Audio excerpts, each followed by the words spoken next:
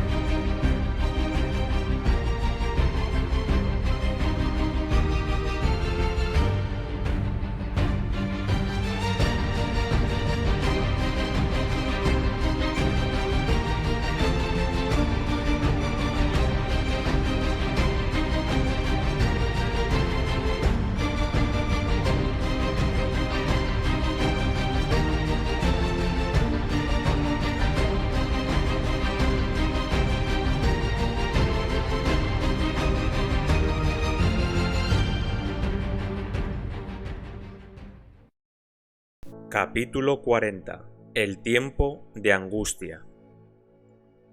Cuando termine el mensaje del tercer ángel, la misericordia divina no intercederá más por los habitantes culpables de la tierra.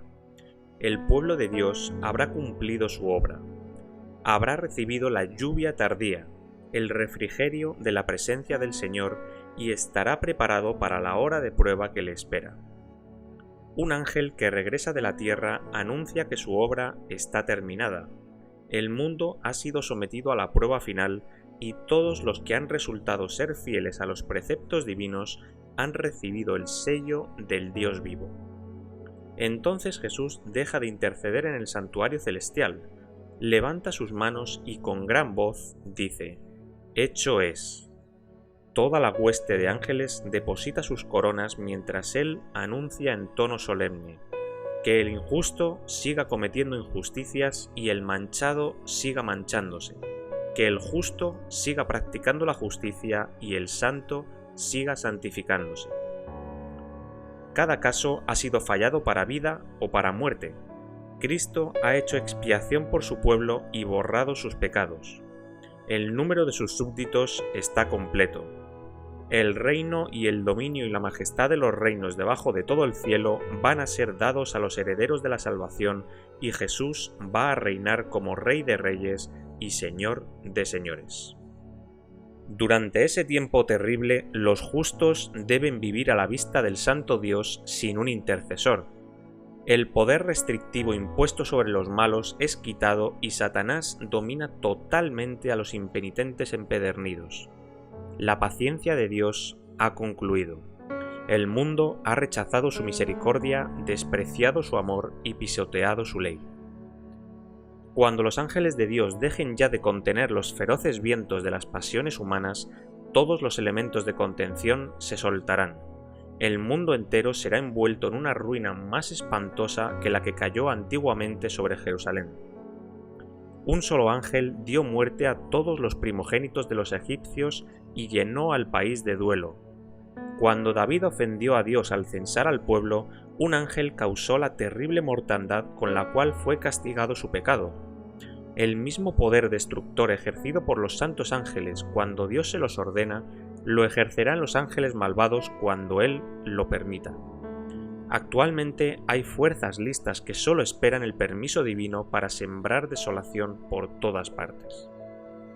Una vez que el sábado llegue a ser el punto especial de controversia en toda la cristiandad y las autoridades religiosas y civiles se unan para imponer la observancia del domingo, la negativa persistente por parte de una pequeña minoría de ceder a la exigencia popular la convertirá en objeto de execración universal. Se recomendará con insistencia que no se tolere a los pocos que se oponen a una institución de la Iglesia y a una ley del Estado, pues vale más que esos pocos sufran y no que naciones enteras sean precipitadas a la confusión y anarquía. Este mismo argumento fue presentado contra Cristo hace 1800 años por los príncipes del pueblo. El astuto Caifás dijo: «Nos conviene que un hombre muera por el pueblo y no que toda la nación perezca». Este argumento parecerá concluyente y finalmente se expedirá contra todos los que santifiquen el sábado del cuarto mandamiento un decreto que los declare merecedores de las penas más severas y autorice a la gente para que, pasado cierto tiempo, los mate. El romanismo en el Viejo Mundo y el protestantismo apóstata en el Nuevo Mundo actuarán de la misma manera contra los que honren todos los preceptos divinos.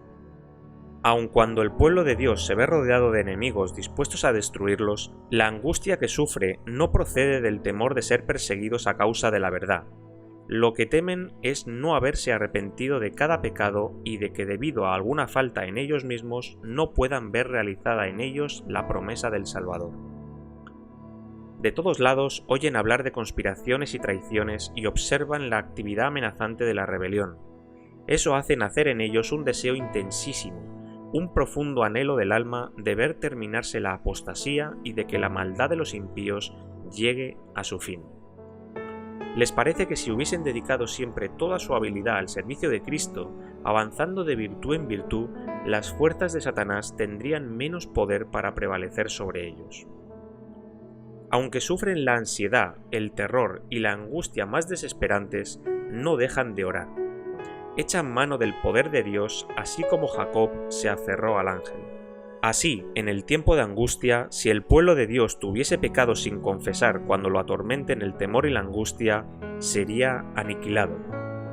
Satanás induce a muchos a creer que Dios pasará por alto su infidelidad en los asuntos menores de la vida, pero en su trato con Jacob, el Señor demuestra que de ninguna manera sancionará ni tolerará el mal. Todos los que tratan de excusar u ocultar sus pecados, dejándolos sin confesar y sin haber sido perdonados en los registros del cielo, serán vencidos por Satanás. Cuanto más exaltada sea su profesión y honroso el puesto que ocupen, tanto más graves aparecen sus faltas a la vista de Dios y tanto más seguro es el triunfo de su gran adversario. Lo que tardan en prepararse para el día de Dios no lo podrán hacer en el tiempo de angustia ni en ningún momento posterior. El caso de los tales es desesperado. Los cristianos profesos que llegarán sin preparación al último y terrible conflicto confesarán, en su desesperación, sus pecados con palabras de angustia consumidora, mientras que los impíos se reirán de esa angustia. Esas confesiones son del mismo carácter que las de Esaú o Judas. Los que las hacen lamentan los resultados de la transgresión, pero no su culpa. No sienten verdadera contrición ni aborrecen el mal. Reconocen sus pecados por temor al castigo, pero lo mismo que Faraón en el pasado, volverían a menospreciar el cielo si se suspendiesen los juicios de Dios. Los tiempos de aflicción y angustia que nos esperan requieren una fe capaz de soportar el cansancio, la demora y el hambre. Una fe que no desmaye aunque sea probada severamente. Quienes solo ejercitan poca fe están en mayor peligro de caer bajo el dominio de los engaños satánicos y del decreto que violentará las conciencias. Y aun si soportan la prueba, en el tiempo de angustia se verán sumidos en mayor aflicción y angustia porque jamás tuvieron el hábito de confiar en Dios. Bajo la terrible presión del desánimo se verán obligados a aprender las lecciones de fe que hayan descuidado.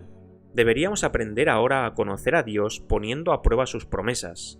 Los ángeles toman nota de cada oración ferviente y sincera. Sería mejor sacrificar nuestros gustos egoístas antes que descuidar la comunión con Dios. La mayor pobreza y la más absoluta abnegación con la aprobación divina es mejor que las riquezas, los honores, las comodidades y las amistades sin dicha aprobación. El tiempo de angustia, cual nunca fue, se iniciará pronto, y para entonces necesitaremos una experiencia que hoy por hoy no poseemos y que muchos no pueden lograr debido a su indolencia. Satanás no pudo encontrar nada en el Hijo de Dios que le permitiese ganar la victoria. Jesús guardó los mandamientos de su Padre y no hubo en él ningún pecado del cual Satanás pudiese sacar ventaja. Esta es la condición en que deben encontrarse los que subsistirán en el tiempo de angustia. La providencia de Dios es la escuela en la cual debemos aprender la mansedumbre y humildad de Jesús. El Señor nos está presentando siempre no el camino que elegiríamos y que nos parecería más fácil y agradable, sino los verdaderos objetivos de la vida. La ira de Satanás crece a medida que se va acercando el fin, y su obra de engaño y destrucción alcanzará su apogeo en el tiempo de angustia. Pronto aparecerán en el cielo signos pavorosos de carácter sobrenatural, en prueba del poder de obrar milagros de los demonios. Los espíritus de los demonios irán a los reyes de la tierra y a todo el mundo para encarcelarlos en engaños y urgirlos a que se unan a Satanás en su última lucha contra el gobierno del cielo. El acto que coronará el gran drama del engaño será que el mismo Satanás se hará pasar por Cristo. Hace mucho que la Iglesia profesa esperar el advenimiento del Salvador como consumación de sus esperanzas. Pues bien, el gran engañador simulará que Cristo ha venido. En varias partes de la tierra, Satanás se manifestará a los hombres como un ser majestuoso, de un brillo deslumbrador, parecido a la descripción que del Hijo de Dios da Juan en el Apocalipsis. La gloria que lo rodee superará cuanto hayan visto los ojos mortales. El grito de triunfo repercutirá por el aire: ¡Cristo ha venido!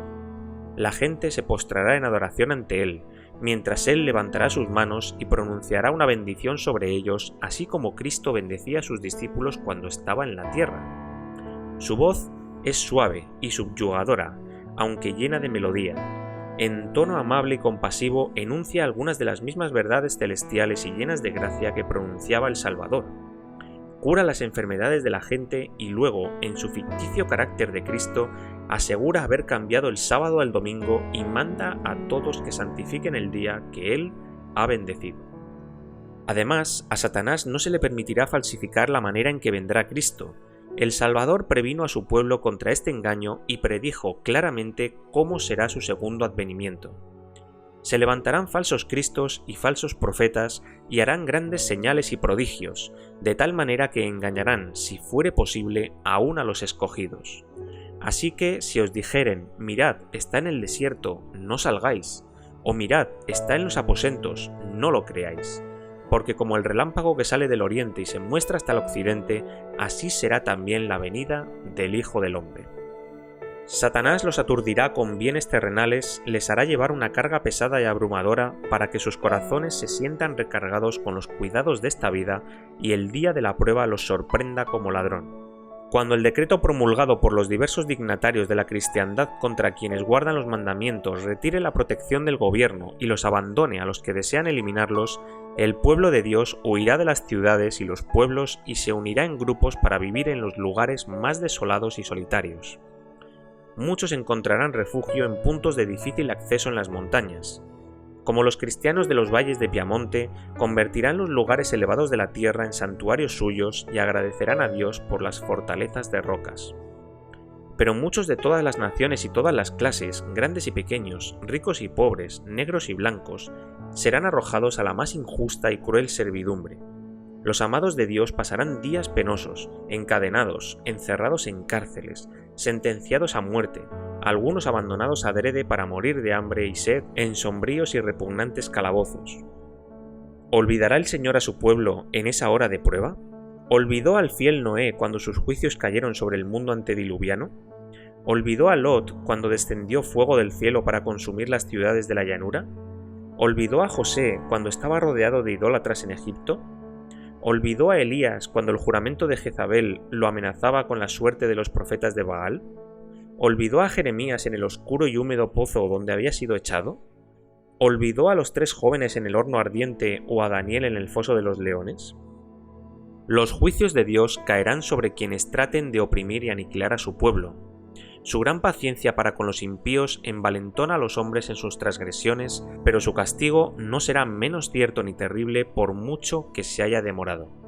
Todos los juicios que cayeron sobre los hombres antes del fin del tiempo de gracia habían sido mezclados con misericordia.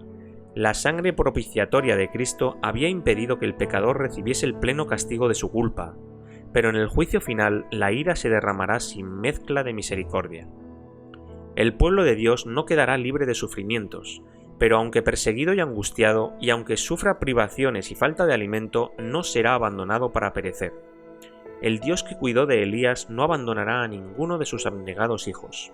Mientras los malvados estén muriéndose de hambre y pestilencia, los ángeles protegerán a los justos y suplirán sus necesidades.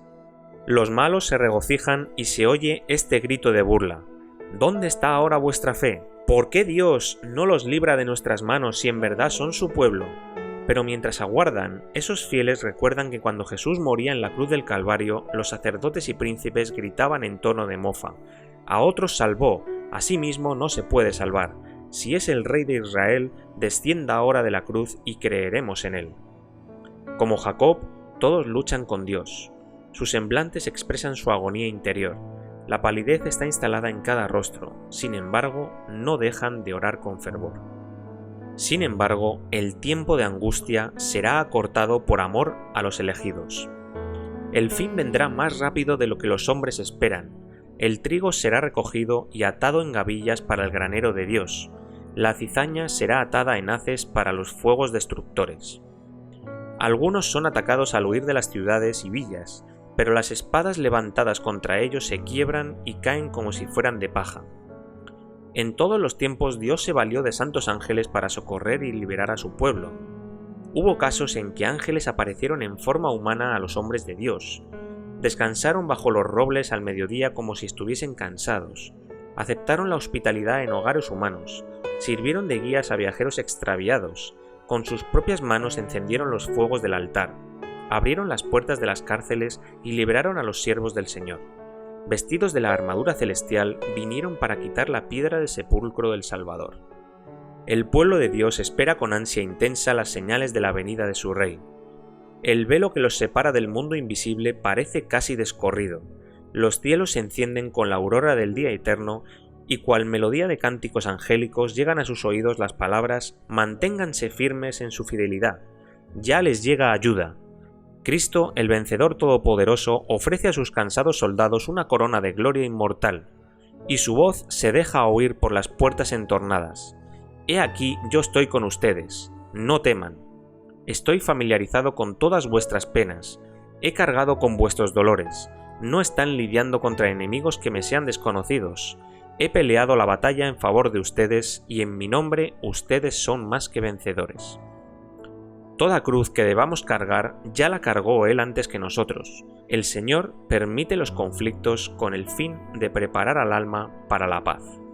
El ojo de Dios, al mirar a través de las edades, se fijó en la crisis que tendrá que enfrentar su pueblo cuando los poderes de la tierra se dispongan en orden de batalla contra Él. Como los cautivos exiliados temerán morir de hambre o por violencia, pero el santo que dividió las aguas del Mar Rojo ante Israel manifestará su gran poder y los liberará de su cautiverio. «El día que yo actúe, ellos serán mi propiedad exclusiva», dice el Señor Todopoderoso. «Tendré compasión de ellos como se compadece un hombre del hijo que le sirve». Si la sangre de los fieles testigos de Cristo fuese entonces derramada, no sería, como la sangre de los mártires, una semilla destinada a dar una cosecha para Dios. Su fidelidad no sería un testimonio para convencer a otros de la verdad, pues los corazones endurecidos han repelido las oleadas de misericordia hasta que éstas no vuelven más. Si los justos cayesen entonces presa de sus enemigos, sería un triunfo para el príncipe de las tinieblas. El salmista dice: «Él me esconderá en su tabernáculo en el día del mal, me ocultará en lo reservado de su morada».